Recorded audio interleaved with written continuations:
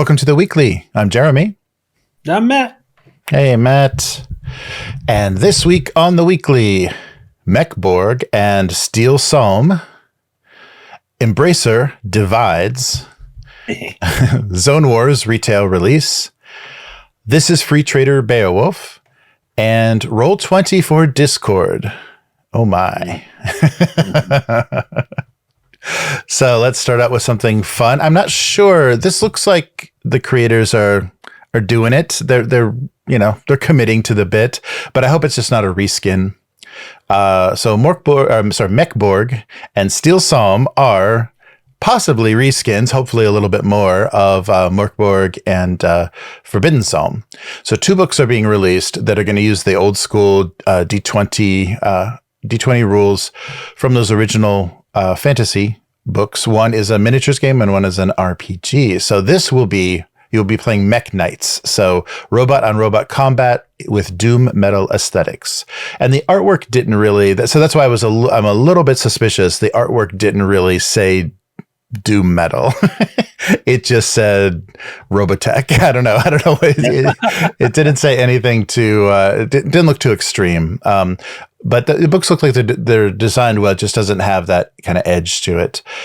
So yeah, you're a mech knight in a collapsing galaxy where you'll battle rogue mechs, mechs of other philosophies, so from these other houses, horrible creatures, and the like, as you watch the universe devour itself. So STEEL PSALM will be the miniatures game, the miniatures agnostic skirmish game. So you'll be in that running a full unit of 5 mechs, and you can either play that cooperatively against each other in competition, or I guess kind of PvE. Like you'll be fending off some unspeakable invasion. And so basically, if you know the 2 original games, you'll know how to play this because the rules seem very much the same. There's just a few things that have been changed. The orders that you can associate yourself with are called the 4 Great Hegemonies, and they are the Black Order, fighting for the favor of their merciless god, the Mages of Nata, which are a magic, magics and atrophy. Cyanide Industries, that mask their warmongering intentions through utopian propaganda, and the House of Xanth, that their soldiers are wrecked mechs, or you can design your own faction. So I guess they'll give you ways, because your faction will also give you some skills or abilities. So these 2 books are being produced. Both covers, if you put them together, combine to make one gruesome image. So it's a little bit of incentive to buy both. So there's a tagline from the Kickstarter page: the universe could end tomorrow, or it could end in 25 million years from today. There is no way to tell. There is also no way to stop it. So MEKBORG is being written by John K. Webb and published by DM Dave Publishing. And then STEEL PSALM is being written by Dave Hamrick, and DM Dave is filling in on the publishing as well. So both of these are not directly affiliated with their original creators, but they're using their very friendly license to run these. So the 5 abilities you have in this game are agility, knowledge, toughness, charisma, and luck, and the same luck mechanics as before. For STEEL PSALM, it's 5 models, and they suggest you use the 35 to 45 millimeter model, so like BattleTech and things will fit the bill. And basically it sounds very, very similar. Just the theming is a bit different, but there'll be scenarios for all of the for both of the game, or for the miniatures game. So you choose your mech, chassis, upgrades, and even your pilot's class and statistics, and that will kind of flesh out what you're able to do.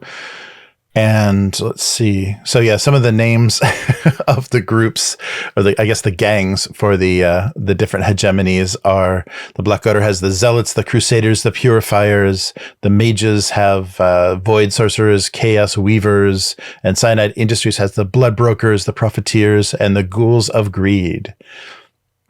So pretty heavy theming. And there's a starter scenario in the MEKBORG, the RPG game, Dead Man's Hand, which you'll work with some mercenary knights, and then Steel PSALM will have 10 different scenarios included. But if that's not enough, if 2 books is not enough, they're including, or they're offering an ammo box. So the ammo box is going to be kind of the all-in, where you'll get the books, but you'll also get stickers and a set of dice for each of the hegemonies, and you'll get enamel pins, and I think they just unlocked patches, iron-on patches. So it's a big box of stuff for to support everything that they kind of invented for this universe. And if you were in early, or you can buy it as an add-on, there is a yellow enamel pin with the MEKBORG logo on it, or I guess icon. So and on the page there's a free sample of the rules if you want to check out. But I think you basically know what you're dealing with if you've played any of the other versions. And this is the company's, I guess, DM Dave's 7th campaign. So they're not new to this. So they should be able to get this done. And they say everything is written and laid out. The ink is drying, as they said on the page. So you'll get the PDFs as soon as the pledge manager charges you. So the fulfillment date for the physical books is November. So yeah, this will be pretty quick. They are expected to have printing completed by November of this year, and then hopefully they'll be out by the end of the year. So yeah, if pirates aren't enough for you, and you need even a little, and I guess vampires, right? There's just a vampire kind of mod. If that's not enough, well, now mechs are available. You can pilot giant robots.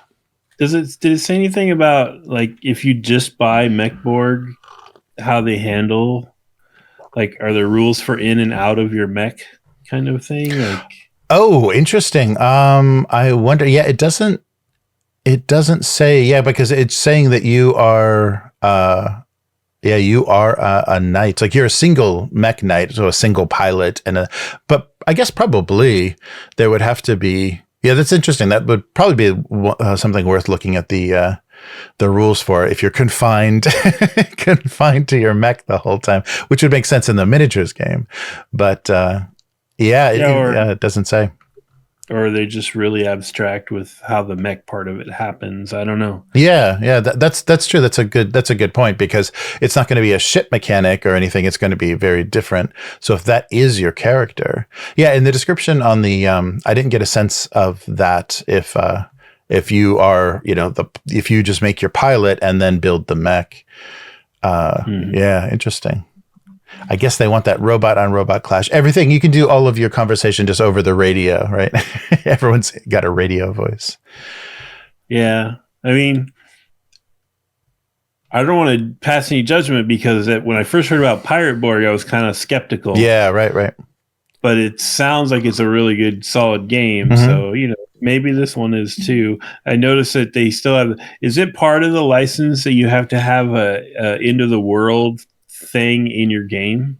I think maybe. Yeah, maybe that's just part of the setting. Yeah, if that's part of the license. That would be awesome. Like, if you want to use our MERKBORG rules, you have to have a end of the world thing. Yeah. I haven't read through the license, but that would be great. And yeah, it seems like without that, you're kind of missing.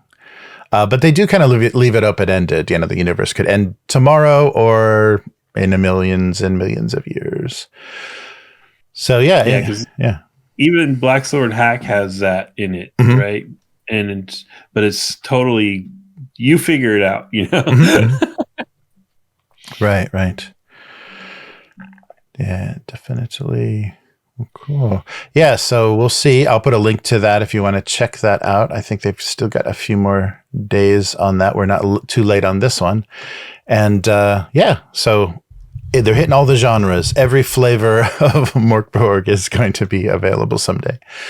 All right, so here's some weird news. So we were wondering how the Embracer creature reproduced. Was it asexual? Was it some sort of bizarre eldritch ritual? Well, no, they just divide like cells.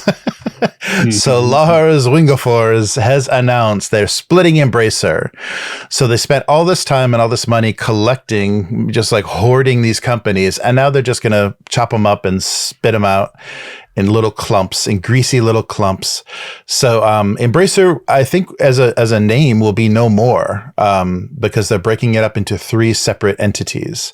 And it kind of makes sense that the synergy, and that we read like early days that they were talking about, oh, this is going to be great. We're going to have comics companies and, production companies for film and television, and we're going to have, video games. So we're going to be making these projects that are so linked, the synergy will be incredible. Well, that doesn't work because the management isn't there. They obviously the guiding hand did not work.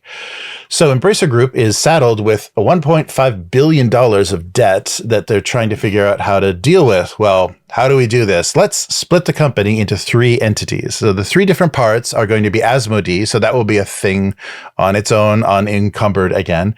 Asmodee, and then Coffee Stain and Friends. Well, I don't understand why it says and Friends, and Middle Earth Enterprises and Friends. So I don't know if these are the official like corporate legal names, but they put and Friends at the end of 2 of those.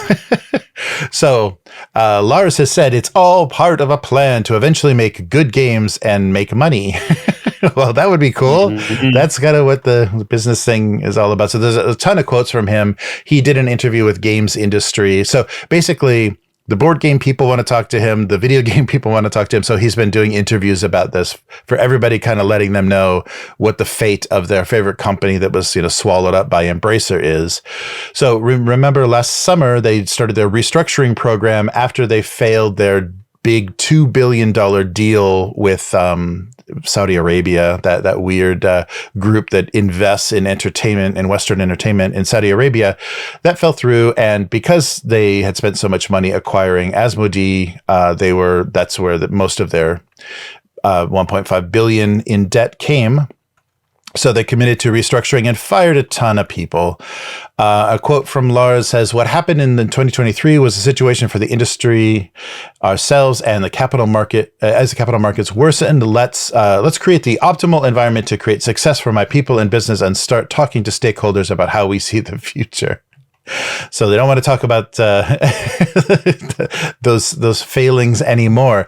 So the interesting thing is Asmodee will be taking on 900 million of this 1.5 million debt on itself. And, but Wingefors says he thinks the studio can handle it. No problem. Because, quote, "Banks love Asmodee. They know the company has been highly leveraged on their private equity ownership for more than a decade. Board gaming is a very stable business with very stable cash flows." Really? Producing physical goods is the way to go, huh? Forever. That'll never change. So so the other 2 companies will not have a lot to pay off. Coffee Stain and Friends and Middle Earth and Friends will not have to deal with too much. And they're trying to get everything up and earning as fast as possible. But for Wingefors himself, he plans to start a new company. So this new venture doesn't have a name yet, but it will operate under an ownership structure that also runs on a long-term supporting shareholder. He'll operate in the same way that he did with Embracer, a long-term supporting shareholder. So he's saying, no, we're changing the name. It doesn't have anything to do with, admitting defeat or that we made mistakes or we want to step away from this whole debacle. No, that's not it at all. It's a strategic decision.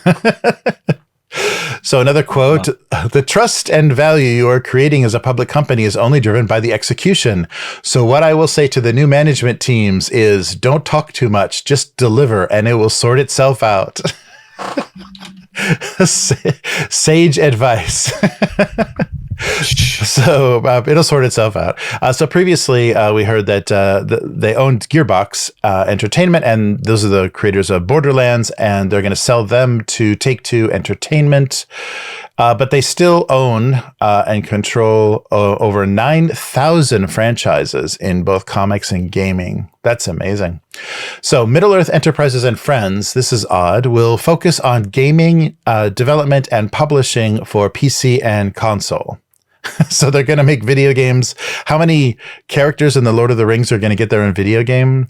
So they are going to manage the rights for the Lord of the Rings and the Tomb Raider franchises. I guess that's the and friends. It's Frodo and Lara Croft in all in one company.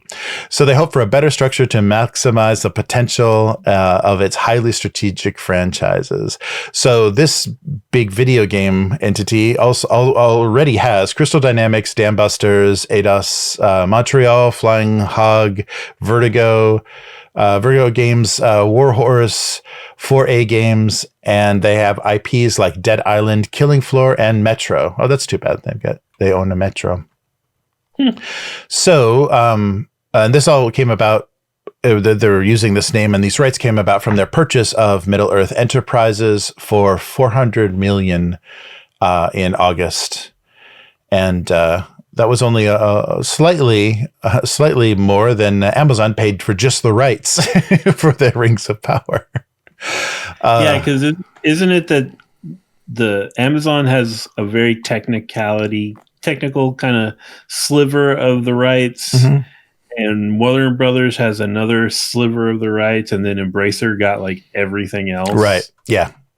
And I guess Warner Brothers is going to keep producing stuff so they don't lose any of that. Yeah. So we'll see. We'll see what people can produce.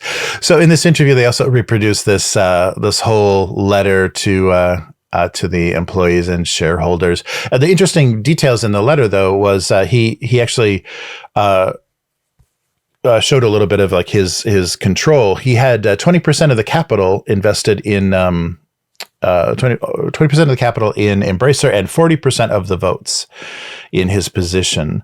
So yes, those weird three entities.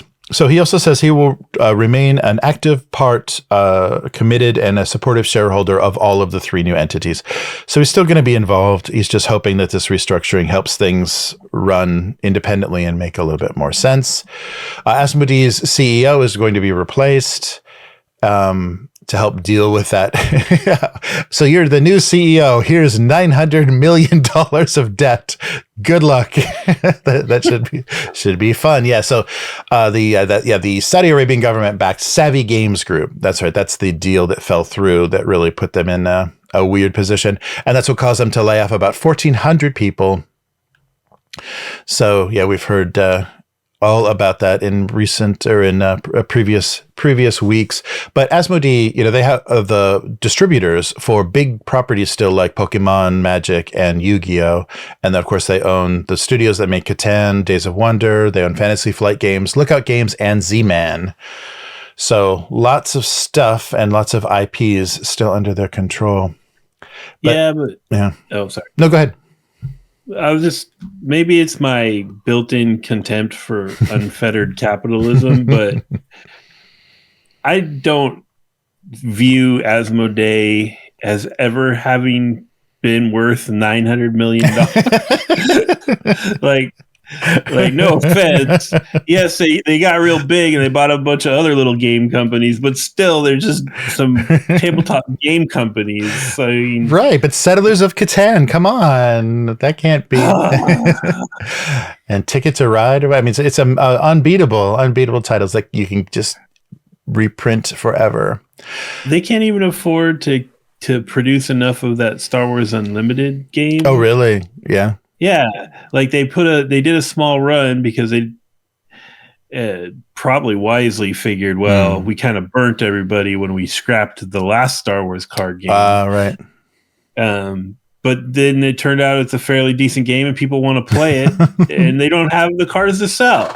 I mean, whoops. And now they're going to overprint and then they're going to, yeah. Nice. And they have a $900 million debt. This is just this is a shell game by the Embracer people. Like, yeah. If Asmodee now goes and dies, files bankruptcy, they don't care. It's not their problem anymore. No, that's true. And things are only getting worse and worse for producing physical goods and shipping them anywhere.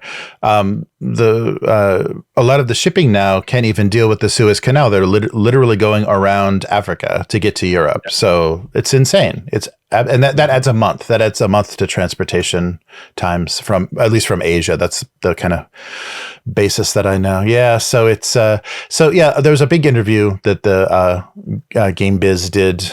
And he admits his mistakes. He's not arrogant. He's, humble enough to say, we didn't handle this well, but I don't think they're going to be saving anybody. There was a funny quote from, the Kind of Funny CEO, George Miller at the last DICE Awards, in February, where he says, the Embracer Group is here. They really fucked up the place, haven't they?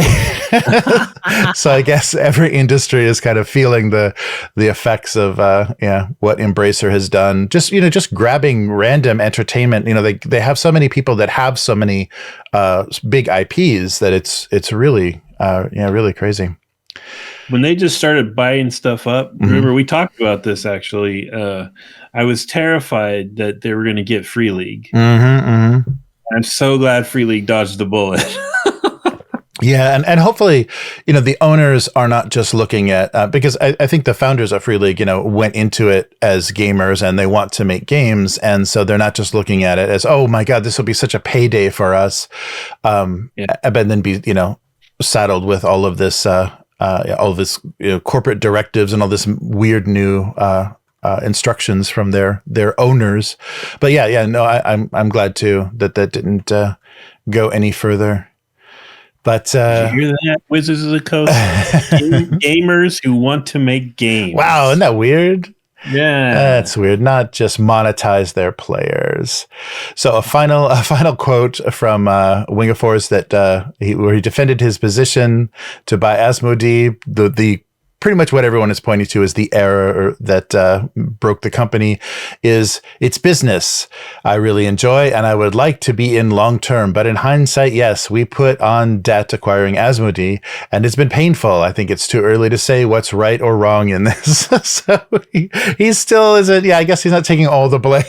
He's still saying, yeah, well, that was the best move at the time. But things have changed. Yeah, I think you're right, though. They don't care what happens to Asmodee, and I don't think things are gonna. I think the golden age of board gaming it's only going to stay with maybe smaller publishers that can survive on crowdfunding, because I think the larger model is going to be in trouble. I can't imagine doing a board game retail or anything right now and trying to get things at a decent price. Nobody owns Come On, right? Yeah, I think they're still separate, and they're acquiring some pretty interesting IPs. So they'll have some interesting products in the future. But they've got a little bit of an addiction to crowdfunding. So we'll see. Oh, yeah. Although they're using GameFound or one of those for pre-orders now. That's right. We talked about that. Yeah, they did switch. Yeah, they switched over. They have one I just got an ad for that it's called the Dread Citadel or something. It's like a co-op dungeon delving game with a long-term campaign and of course a million miniatures because Come On. Yeah. But what got my attention was it's all Paul Bonner art. And I was yeah, that's right. Oh, that looks so good. Yeah. He's been releasing those on his Facebook. It's amazing. Yeah. Yeah, that's what got me addicted to Riot Minds is all their Paul Bonner art. So that's definitely worth taking a look at, and of course a ton of miniatures. Yeah. Oh man. Yeah. So yeah, we'll see. And I also saw they were doing a live stream about Plague Bearer. Plague Bearer is their RPG universe for Zombicide, the Zombicide Dark Black Plague, like the fantasy version. So they're doing they're doing an RPG fantasy setting called Plague Bearer, where you can, I guess, play zombies. I don't know. I don't know if playing a zombie is exactly. It's just like what we were talking about before we came on. Like, no, I want to kill the zombies. Right. I don't want to be some emo zombie guy. But I don't want to eat brains. Yeah. Yeah, it's I'm conflicted. Whatever. Yeah. So we'll see, but they're gonna because they've got they'll be doing some other RPG work as well. So we'll see how they handle that. And they've got the Trudvang. Yeah, they've got the Trudvang license now, so they can finish their board game and perhaps release a playable version of the setting. Could you imagine a world where there's a Trudvang and a Cadwallon that have playable rules? Whoa! Wow, that would be awesome. Very crazy. Well, hey, you mentioned Free League. So speaking of Free League, they have a new retail release, and hopefully they're fulfilling. It sounds like we've gotten updates that it's being fulfilled as we speak, so it's on its way. So Mutant Year Zero Zone Wars was kickstarted last year, and they've just announced the retail release date for it. So June 4th, you can get your copy. Pre-orders are open now. So this is a tabletop miniatures skirmish game set in the Mutant Year Zero setting, and so post-apocalyptic world. So similar to there's already Fallout. There's a couple of Fallout, right? Fallout Wasteland, Fallout Factions, lots of Fallout, and but what makes this, I think, more interesting is it's using Year Zero mechanics and the factions that they have released throughout the history of their publishing, Mutant Year Zero. So you are, let's see, so from their announcement, lead a band of mutant stalkers into the zone and fight others scavenging for artifacts from the ancients. Stake out your claims in the post-apocalyptic wasteland or die trying. Free League Publishing today revealed the Mutant Year Zero Zone Wars. So a fast and furious miniature skirmish game. So this will include a box set, which is your starter set that gives you, for 2 players, 10 32 mil miniatures of the Arc Mutants, the forever seeking their mythical origins, and the Gen Lab tribe, the animal mutants that escaped from a genetic laboratory. That's what everyone wants to play. Yes, so exactly. Yes, the warthogs and the ducks, and yes, and the first expansion will make it 4-player playable game, which will give you 2 more factions: the robots and psionics. So, of course, those come from the other 2 expansions. The I keep forgetting the Technica. What was it called? I keep forgetting the name of that setting. We played it once. Mechatron. That's right. Mechatron. It's too much like a Transformers name. I always get confused. Yeah. So Mechatron. The robots will be from the Mechatron Hive, and the psionics will be the secretive humans of the Nova Cult. So that was all available in the Kickstarter. And a couple of interesting things about the game mechanics is they have their own unique initiative system. So it's not you go, I go, and it's not round robin. So I think there's you're spending points or you're rolling something. It's like something a little bit more unique to give some different dynamics. Of course, it's using the D6 dice, D6 pool of dice. And of course, 6s hit, and you can push to re-roll, but you risk damaging equipment. And they also have zone cards. So of course, in the zone, there'll be all kinds of different radiation and effects you need to avoid. So you'll be drawing cards to determine what's going wrong that turn. And so a quote from the designers: they are embracing the mayhem and emergent narrative to create a fun and fast-flowing experience. So you probably have tweaked Year Zero to get it to work nice and fast for combat, because that's basically, exploration and combat is what you'll be doing. And they worked hard to keep early aggression from swinging matches too early. So they also said the abilities that your characters have, either the modules of the robots or the mutations of the other mutants will allow things to allow you to mitigate or react well to big things that in other games might throw the balance off a bit more. So all the miniatures arrive assembled but unpainted, and you play on a 36 by 36 inch, so 3 by 3 play area. So you get a paper mat included, cardboard terrain, a rule book, and a ruler, and all the tokens needed. There are 5 pre-written scenarios included in the original box. Or sorry, additional. Alongside. Oh no. Oh, and actually there are solo rules as well. That's right. That's something that was unlocked during the campaign. There are solo rules as well, which is always a little tricky for miniatures games, but they've been doing better. Been doing better at that. So the 5 pre-written scenarios are in addition to, I believe, the 10 that are included in the core box. So I'm sorry, that was the supplement details. So yeah, you get plenty of scenarios to play, and you'll get additional 10 more figures in the expansion. So robots and anthropomorphic animals, all kinds of good stuff. And I think this is a default for retail, but for retail, they are going to do the sun dropping process on all of the miniatures.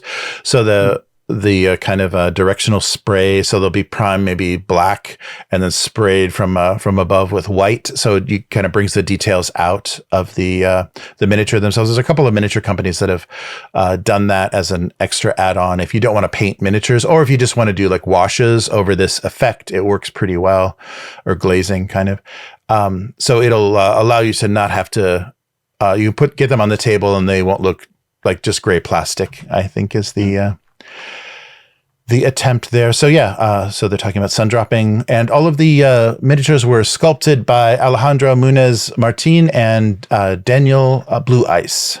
So I think they may have worked on, because the only other board game, I was a little bit,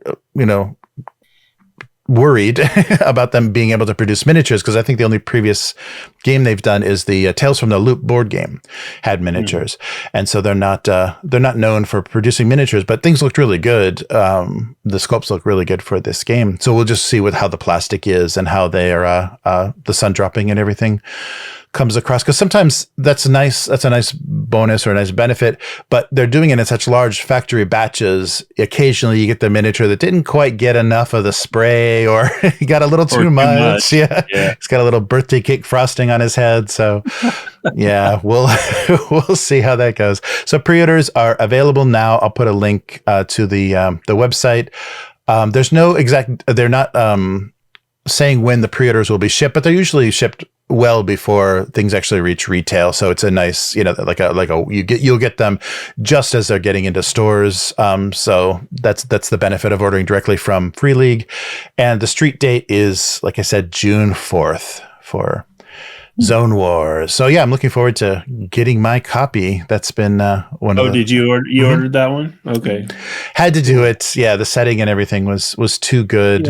Yeah. It looked neat. I definitely checked it out, but I think you need a bumper that's like, not another skirmish game bumper or something that you can run for these. Yeah, right. Yeah, because we already said, like, Fallout, if you wanted to play post-apocalyptic, gathering junk and fighting with different clans, yeah, Fallout's got you covered already. So yeah, it's a tricky thing.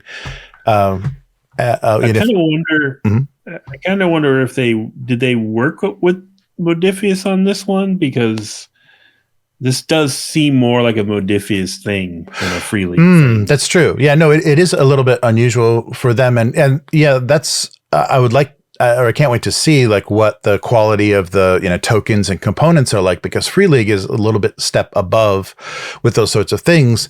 So yeah, if they were kind of working with, Modiphius as in distribution, or just like some kind of logistics, that will be interesting, because you'll definitely see a Modiphius level of quality, which is not bad, but it's not Free League. They don't choose their paper as carefully. Yeah. I do like the idea of a push mechanic in there, because I love the Year Zero engine push mechanic stuff. So to see that in not an RPG is kind of sounds fun. Yeah, and I really love the Stargrave, Frostgrave, but rolling a single D20, I think handfuls of D6s is more fun. And yes.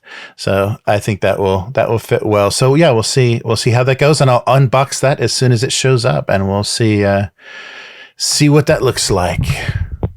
So this is Free Trader Beowulf calling anyone, Mayday, Mayday. So a box emblazoned with those words went on sale for the first time in July 22nd, 1977 at the Origins 3 Game Fair.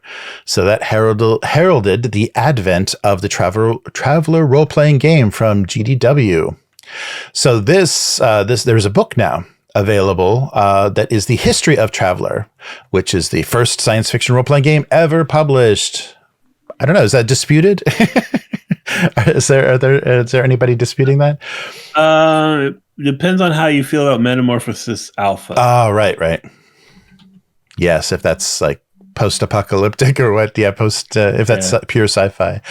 So, so if you've ever wondered, this is kind of the evolution of the game system itself and like the publishing history. So right now you can buy the PDF. The digital PDF is available through drive-thru, and I believe there's still a physical book that Mongoose on the Mongoose website. So I'll put links to both of those. The Mongoose website will let you order. I think it was like £45, British pounds, for the print version of this very history. So talking about Traveller, so though its innovative design and its development of its evocative universe of charted space, it has become one of the longest running sci-fi RPGs in history. However, its path would not be simple. After Traveller reached its early apogee just 4 years in, it would face decades of increasing problems, raising many questions. Why did GDW decide to shatter their imperium? What led to them to seek outside help to produce the second edition of the game? Why did they abandon the Traveller system in their next revision? How could such a popular publisher face bankruptcy just 2 decades in? And similarly, what happened to Imperium Games, Quicklink Interactive, and the others who followed in GDW's footsteps as the inheritors of the Traveller legacy? And finally, I guess this is handled by Mongoose. How did Mongoose Publishing reach into the past and bring Traveller back to its position as the industry's best-loved sci-fi game? Oh, Mongoose, you did it again. They really did improve the system. Yeah, good. So this volume will answer all of those questions. So the book tracks Traveller from its inspirations in the early 70s through its initial publication across the 7 distinct editions of its original 2D6 system, and to reveal the 3 major publishers, GDW, Imperium Games, and Mongoose, as well as many of the licensees. So, most importantly, it will talk about how Traveller fell into darkness before descending into a long night and how it rose again as a phoenix. So this book is by the authors of Designers and Dragons, which told the history of the entire role-playing industry. So this is a very a volume that focuses specifically on the history of only Traveller, kind of, without the other kind of in context events. This comes, this is an intimate history of a single role-playing game culled from hundreds of primary sources and interviews. So have you read many of the Designers and Dragons games or listened to them? They're audiobooks as well. Yeah, I've listened to the whole series of audiobooks. Oh, cool. Yeah, they're not bad. I don't. This is off topic, but the narrator's not great. Oh, right. But they're pretty interesting, and he does talk about Traveller, at the relevant time, and which makes me wonder if did Mark Millar sign off on this book? Oh, interesting. Yeah, let me see. In this release, it doesn't say. Yeah, it doesn't say if it directly. If he's directly involved. Ah, interesting. Yeah. Because he kind of oscillates between being like bitter, take my ball and go home, and all about it, like seems like he goes back and forth. Mm. So I wonder if he was involved, if they got any direct stuff for the book from him, which would be nice. Right. I saw somebody was doing I think an interview with him where they were talking about this book. So I just saw the title of it. So he may have had, at least he knows of it. So maybe it was him bashing it, but I'm not sure what his involvement was, but somebody did, because I'm trying to think, I was seeing his name associated with this, but I think it was just because of that interview on YouTube that I saw. So I'll dig for that. I'll put a link to that as well. So we'll find out what the creator actually has to say about why are you doing this. Nice. Yeah. Good. Oh, go ahead. Oh, yeah. So the only thing I was just going to mention, this is off topic again too, but the Designers and Dragons, it's a funny thing about the audiobook, because I think doesn't the the voice actor or whatever reads the kind of the weird indexes. This is something that for an audiobook they probably should skip, but they have these weird indexes in each chapter where they say, if you'd like more history on this company, read them. And he reads through this whole. He does. Yeah. I'm surprised. I'm surprised that dude didn't read like the ISBN number or something. Yeah, right. It was weird. Yeah. They should have maybe done a little of editing for the audiobook. Those get a little weird. But so check this out. I think it's $30 on drive-through, $30 US. If you are interested in the history, and maybe that same gentleman will read the audiobook version. So. I got an Audible credit. I'm just waiting. I'll just do that. You're waiting for him. So that should be fun. And again, Mongoose comes out looking good in the end. They saved Paranoia, they saved Traveler. What haven't they saved? Didn't they have RuneQuest for a while too? I think, they did. Yeah, they had a lot of stuff. And I think they even published like Judge Dredd. Like there's a lot of stuff. I'm like, oh, Mongoose. Yeah. They juggled a lot of properties. Yeah. But, and finally, speaking of weird combinations of things that maybe shouldn't exist, Roll20 is coming directly to your Discord server. So yeah, this is, I think they're bracing themselves because I think Discord is an amazingly popular voice chat and client for RPGs right now, especially after the pandemic. And if you're having any trouble with the web-based stuff that Roll20 or the other clients offer, Discord was definitely your default. I think few people had fewer problems hearing each other and getting connected using Discord. So Roll20 is taking advantage of this. So they're integrating the Roll20 mechanics right into the voice and chat platform. So instead of running Roll20 in a separate browser, you can just start an activity within Discord itself, and that will run Roll20 as well. And the interesting thing is, you can switch between the web-based and Discord-based versions, and they will keep syncing with what's going on. So if you're adding things or tweaking things on either side, they will synchronize. So you just have to click that little rocket ship on the that creates an activity, and then Roll20 will be one of your options. A quote from the developers: "We are thrilled to introduce Roll20 to a new audience through our collaboration with Discord." So this is Riley Dutton, co-founder of Roll20. "We know how many existing Roll20 users love Discord, and we're excited to offer them an easier way to play." So if you're lucky enough to have a Roll20 account and a Discord account with the same email, you can just seamlessly log into both. Otherwise, you're going to have to make one that matches your Roll20 login.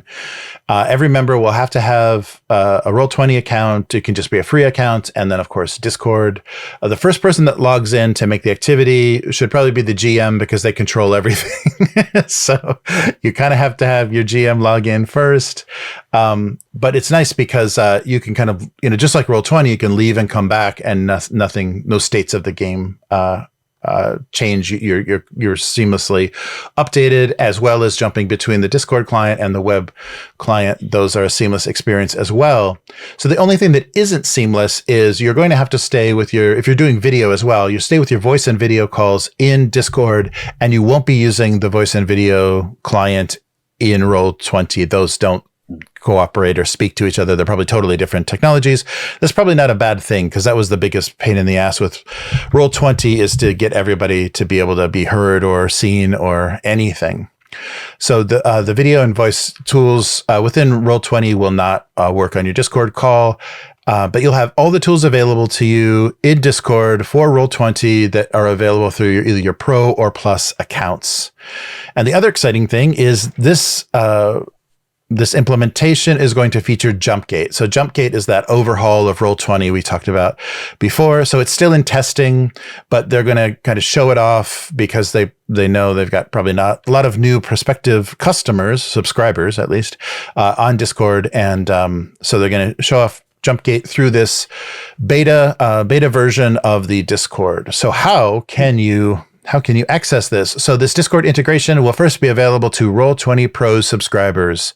So how much do you have to pay a month for that? I don't want to know. So it's going to be an early exclusive beta testing phase that will start April 30th.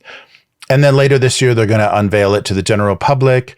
It will be available on both the Discord app and browser, but unfortunately not through mobile because that would be a nightmare to implement.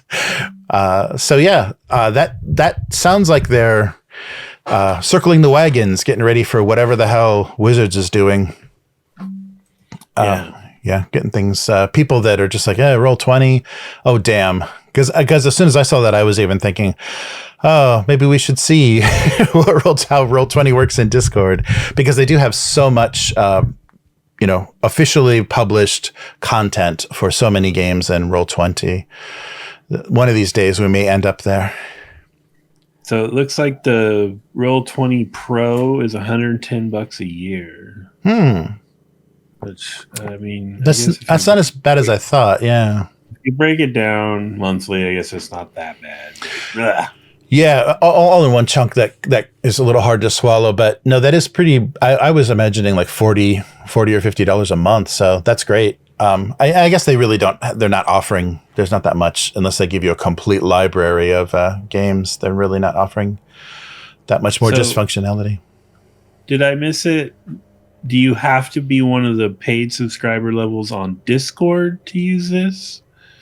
Or can you be a free Discord user? I think you can probably do. Yeah, they don't say that it requires. The only thing they say is that all of the features that are paid on Roll20 will be available in the Discord version. So I think the Discord is I don't think you have to be paid on Discord, because you can start an activity on any level of that would be the worst thing, though, if you had to be paying on both platforms. Yeah, it would, because Discord is handy. It's pretty darn popular. I get it, but they're really getting into the tiers of things to unlock behind their paywalls and stuff, and it's tiresome. No, and they really, I guess, because it was initially created for like a gaming, voice chat gaming platform. The way that they the terminology and everything. Would you like to hyper supercharge your account? Yeah. And it's like, what? They're always popping up things. It's like, I don't even know what that would mean. So no, I don't want to do that. For an extra $2 a month, you can play the duck sound effect. Nice. That would be great. Yeah. So if you're already doing both of these things, if you're already used Discord and abandoned the Roll20 voice chat and video, then you're all set. And if your emails match, you are super set. And if you're paying Roll20 some money, you're even more set for April 30th, when you can, when pro users can give this a shot. So yeah, I would like to see how this is implemented, and I really want to see what Jumpgate looks like, if it's going to make it, usable, much more usable, because I really don't like the clunkiness of Roll20. But but we haven't had connectivity trouble with Discord, so we'll have to see. I don't want to be drawn in. There's got to be it's got to be something. But you know how they I was just going to say, between, you've got Foundry, we both have Alchemy. I don't want to do another one. I know, another a set of keyboard shortcuts, and it's just like, how do I do this? Why is this not showing up? Yeah. Just like game systems, you kind of, you're like, I just want to play this one. Can we just do this? Yeah. So we'll see. We'll see how well this does, and if it actually helps them, and hopefully it's executed well, because they're gonna, this year sometime. I mean, we haven't gotten any real definite dates, but they're gonna get some competition for doing your D&D. Yeah, that would be really sad though, because this won't have the full 3D graphical interface. But if this is more usable than what Wizards offers, no one's even going to get off of their Roll20 accounts to go check out the D&D virtual experience. So that'll be funny. Oh yeah, I don't think it's gonna be the massive success that Chris Cox, or whatever his name is betting on, because everybody has fifth edition tools. Yes, in their VTTs already. Mm-hmm. Like Alchemy, as much as I don't really care about 5e, was really smart. They led with a bunch of 5e stuff, and because they wanted to get that started ahead of time, and so right. The D&D one is, I'm sure it'll have a ton of people. It'll get some hype because they'll have a lot of great marketing for it, but there's a lot of people already playing it on other things. And right. Why change? Yeah, especially if you're going to have to, if there's any sort of learning curve. Yeah, so I think they probably have a good percentage of the D&D Beyond users because that implementation will probably be pretty seamless. You just port your character sheets right over. But even things like Foundry have 3D modules, so you can actually use 3D assets and terrain and stuff. I'm not sure how it runs, but in Foundry, so yeah, there's already stuff available to do all kinds of 5e shenanigans, and a lot of it's officially published stuff. So I really think that they would have to give you a free taste of the most amazing stuff that they can offer and basically give you access to every adventure ever published, official, implementation of it, and then slam the door on you and say, you like that, didn't you? Do you want some more? Yeah. I think that's the only way they're going to get much, generate much new customer interest, people that already aren't using D&D Beyond. They should have put that ridiculous Vecna Infinity Gauntlet adventure as part of if you sign up, you get access to this. Yeah. Yeah, really. If they hype something, because really that would be a good way to do it. Like you get access to it early. If you're a subscriber, you can already be playing it while these suckers are waiting for their dead tree versions to arrive. Yeah, that would be the way to get the young kids in on it.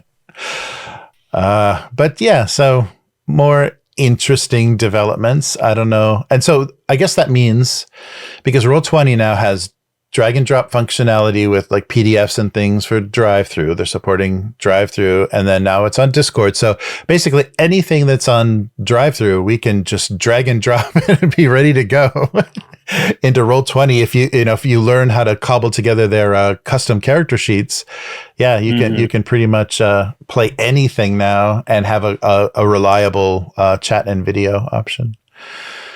Interesting. But who knows how much that's going to cost you. Yeah. Wow. Well, that is all for this week. So where can people find you, Matt? I am on Threads and Instagram at Hargold. That's HAARGALD,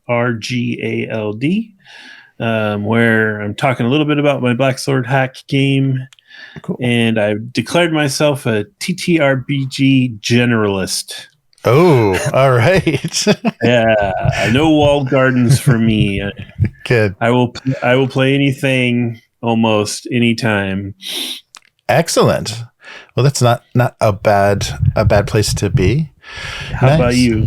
Oh, and if you're interested in other things I do, check out Abuse Cartoons. So abusecartoons.com and then Abuse Cartoons on YouTube and Twitch, where I occasionally draw it live. And that cartoon is on GoComics. So gocomics.com/domestic abuse. And if you like what's going on here with the weekly, consider becoming a weekling, a supporter directly of our weekly news and information roundup. So go to patreon.com/upturntable, and that's one of the tiers. And then you can chat with us and let us know what you'd like to see on the weekly, and submit us some leads and interesting topics that you'd like to see discussed. And basically everything that we do on Upturned Table is available on upturntable.com, and we're on YouTube and Twitch. And this also goes out on X and Facebook and Kick and all kinds of weird places if you'd like to watch this live stream. But becoming a patron allows you to listen to the audio, which we are specifically recording with Audacity right now, to give you a nice cleaned up version of this discussion that you can just listen to on the RSS feed through Patreon. So very easy to find. And this will also go up on YouTube and Twitch into the archived videos. So Upturned Table on all social media. So that will do it for this week. So thank you again, Matt, for co-hosting. And we'll be back again soon. Check out Matt's link. I put a link to your drive-through store in the description. So see what Matt is up to, what he's written for other games and stuff. So we'll see you next time. Bye. Goodbye.